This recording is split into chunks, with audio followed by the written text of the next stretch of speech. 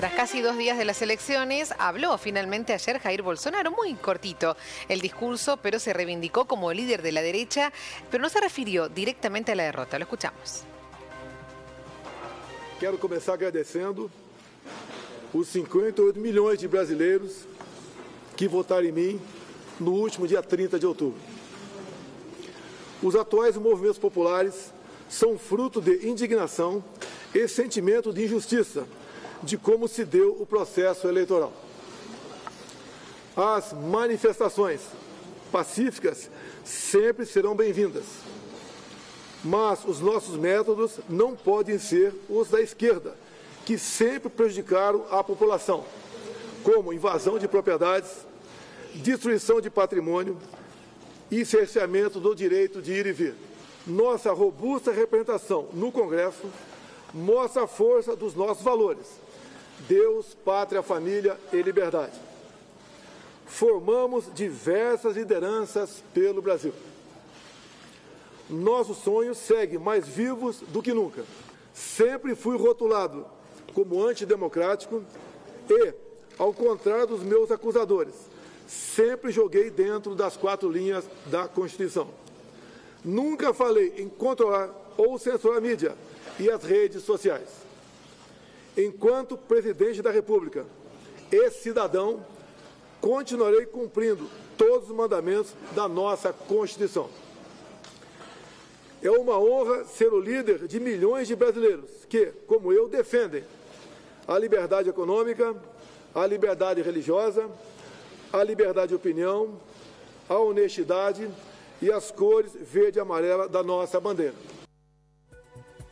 Ahí lo escuchábamos a Jair Bolsonaro, el presidente hasta ahora, o hasta dentro de unos meses nada más, de Brasil. Vamos a conversar con Francisco Castaño, que es licenciado en Relaciones Institucionales y magíster en Relaciones Institucionales de la Universidad Nacional de La Plata. Francisco, buen día. ¿Cómo estás? ¿Qué tal, Mercedes? Muy buenos días. Bienvenido. Bueno, viste que según el titular, ¿aceptó la derrota? ¿No aceptó la derrota? ¿Cómo lo tomás vos a este discurso breve de Jair Bolsonaro con tanta expectativa que había? Sí, fueron poco más de 2 minutos que habló a la prensa, casi después de 48 horas de las elecciones, de que se dieron a conocer los resultados. Y fue muy interesante porque no mencionó ni a Lula, que fue el que ganó el balotaje, no usó la palabra derrota o victoria.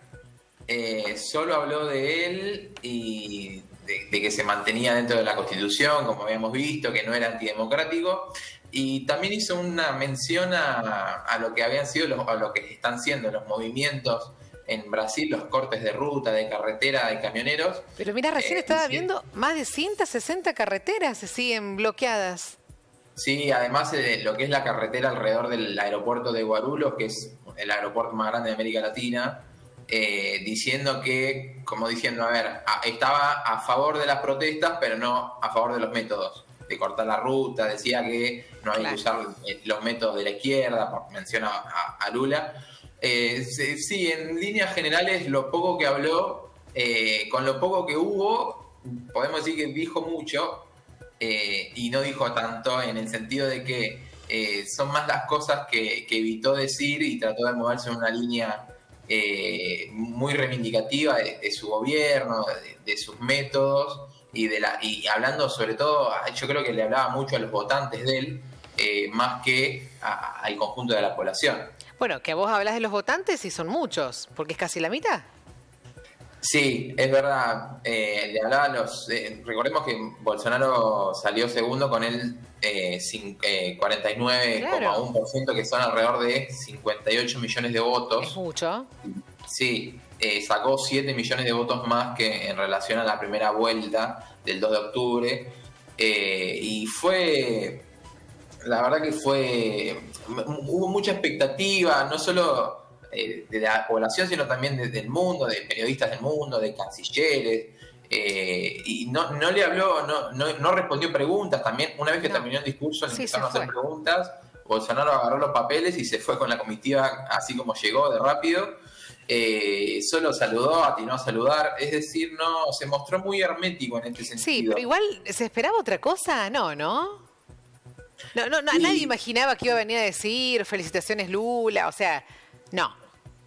No, Lula mencionó que ni siquiera lo llamó y dijo, no sé si me va a llamar tampoco. Claro. A ver, Bolsonaro sí, sobre todo en los últimos meses, agitó mucho la bandera del fraude, de cómo se iban a desarrollar las elecciones. En el discurso de ayer dijo que estaba disgustado o no estaba de acuerdo con lo que había sido, cómo se habían llevado adelante las elecciones.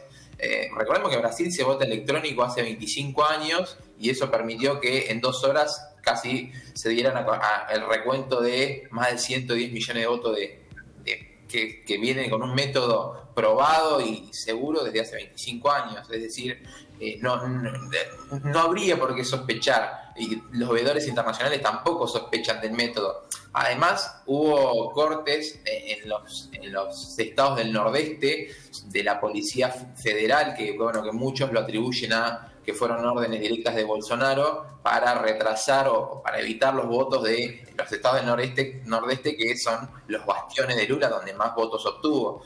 Es decir, si hubo irregularidades, podríamos decir que vino de la parte de la fuerza oficial, no de la oposición. Así que yo, como decías vos, no sé si se esperaba otra cosa, pero bueno, es el presidente todavía en funciones hasta el 1 de enero que asumirá Lula. Uno no sabe qué puede llegar a pasar en estos 2 meses. El temor también es que pase algo a mayores, no ahora. 160 carreteras continúan bloqueadas, significa que un montón de personas no aceptan el resultado de las elecciones. Bueno, ojalá quede en esto, ¿no? En bloqueo de carreteras, pero que en esto no pase a mayores, con violencia, puede estar complicado. Sí, ojalá.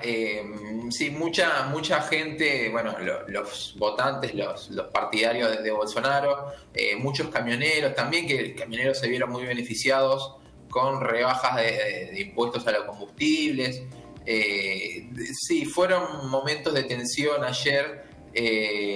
Yo tengo un amigo que vive allá en Minas Gerais, que los tres son de los 3 estados junto con Río de Janeiro y con Sao Paulo, y me decía que la situación era tremenda. Me hablaba inclusive de la barra de Minas Gerais, que tuvieron que inmiscuirse porque los policías, inclusive en ciertos sectores, no desalojaban. Eso también se vio. Otro conocido que tengo en Sao Paulo decía que la policía como que mostraba connivencia con las manifestaciones, y recién cuando los gobernadores y cuando los medios hablaron de que no podía ser posible esto, que había que aceptar el resultado de las elecciones, recién ahí empezaron a desalojar estas manifestaciones. Incluso hubo gases lacrimógenos y demás. Es decir, hubo por parte de la Policía Federal cierta connivencia, que esto luego se agravó con el correr de las horas. Francisco, te agradecemos muchísimo este espacio, este ratito, para, como siempre decimos, ¿no? Este análisis que nos ayudas a hacer de lo que ocurre en este caso, en el país brasileño, con estas elecciones que dieron que hablar y siguen dando que hablar todavía, y hay que esperar también lo que ocurre. Mercedes, muchas gracias por la invitación, un gusto como siempre, y nos reencontramos la próxima. Gracias, un abrazo. Hasta luego. Dices en los últimos